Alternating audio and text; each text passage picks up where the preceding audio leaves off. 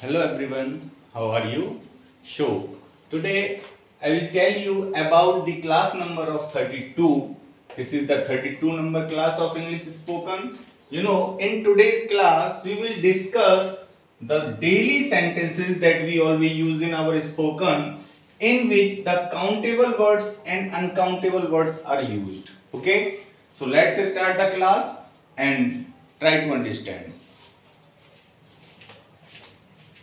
Just wait.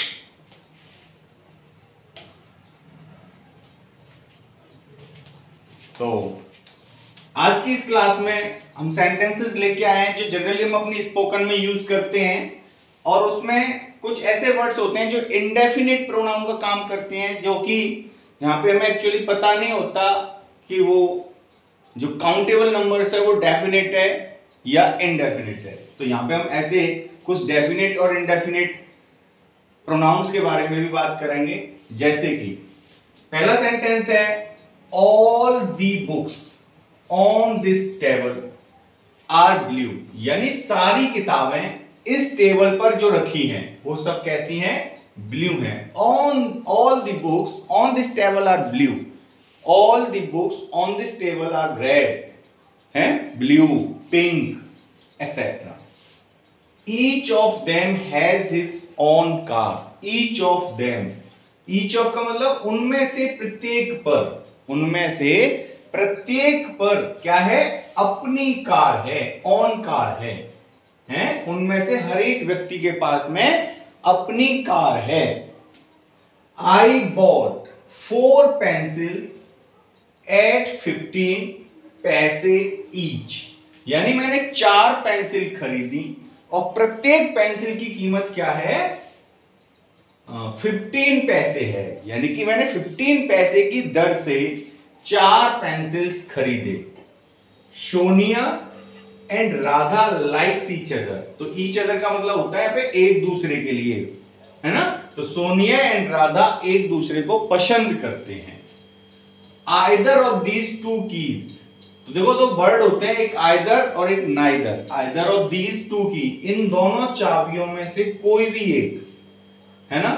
Will fit the lock, इन दोनों चाबियों में से किसी भी एक से ताला खुल जाएगा, है ना?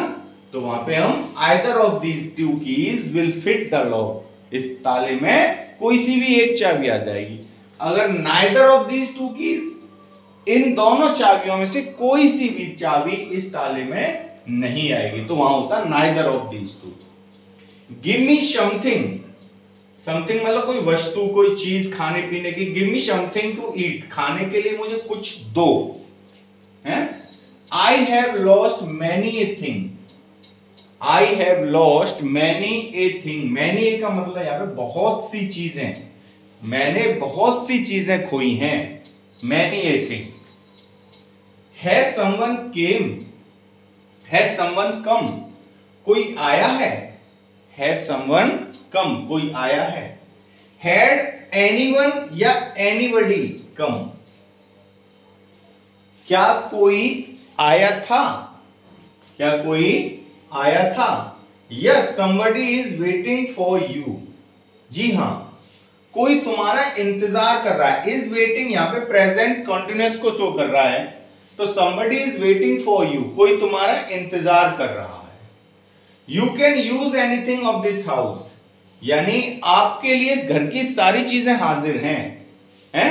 Everything is present for you that you can use everything of this house, इस घर की आप सारी चीजों को क्या कर सकते हो?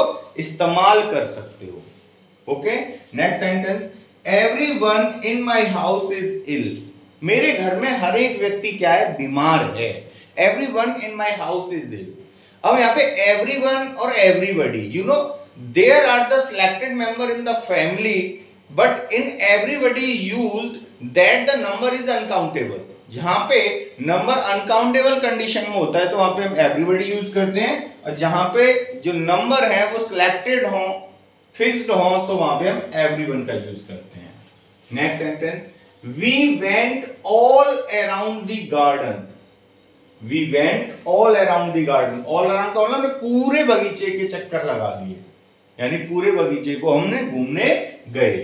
Anybody is knocking the door, anybody, anybody मतलब कोई भी, anybody is knocking the door, कोई दरवाजा खटखटा रहा है, इज नॉकिंग प्रेजेंट कंटिन्यूअस को शो कर रहा है ना।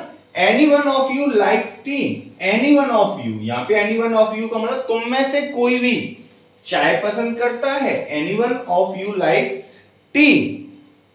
नन अमोंग अस, हम में से कोई भी नहीं, नन अमोंग अस, हम में से कोई भी लाइक्स टी, चाय पसंद नहीं करता है, नोबडी लाइक्स टी अमोंग्स अस, हम में से कोई भी चाय पसंद नहीं करता है।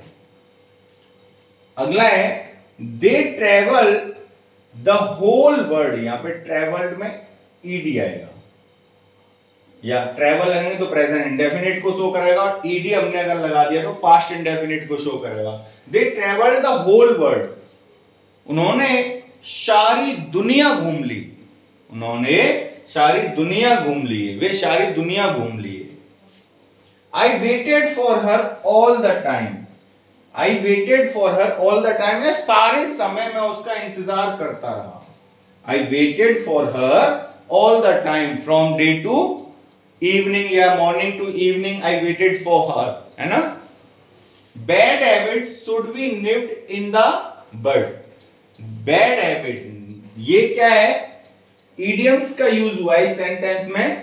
Bad habit should be nipped in the bud, बुरी आदतों को शुरू में ही त्याग देना चाहिए, यानी बुरी आदतों को निप्ड इन द बड का मतलब होता है छोड़ देना, है स्टार्टिंग में ही छोड़ देना, बुरी आदतों को शुरू में ही छोड़ देना चाहिए। Mohan live from hand to mouth, hand to का मतलब ये होता है फेसिंग अ लाइफ स्ट्रगली, यानी कि मुश्किल से जीवन व्यतीत करना, है। The source of income is very low, so every person face the very struggle life in the present time, that the all the prices of everything is rising very high, so in present situation to survive is not possible for the person who is daily beggars.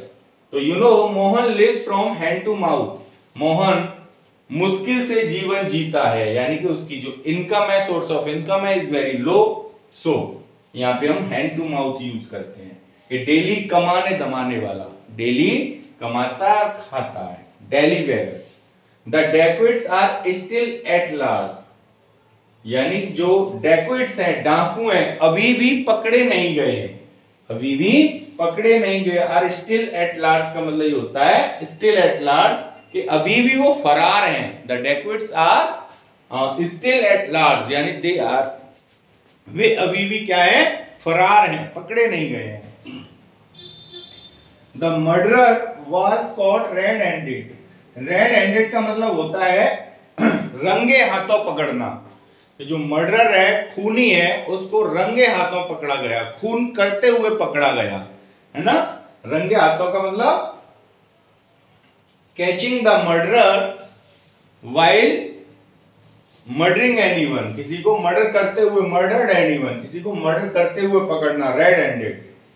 His days are numbered, numbered का मतलब उसके दिन बहुत नजदीक हैं। जैसे मान लो कोई बहुत ज्यादा बीमार हो जाता है तो कहते हैं ना कि इनके पास अब समय बहुत कम है, तो his days are numbered. He had a narrow escape in the road accident, narrow escape, narrow escape का मतलब होता है बाल बाल बचना, कि वह रोड एक्सीडेंट में बाल बाल बचा था, बाल बाल है, थोड़ा सा ही बचा था।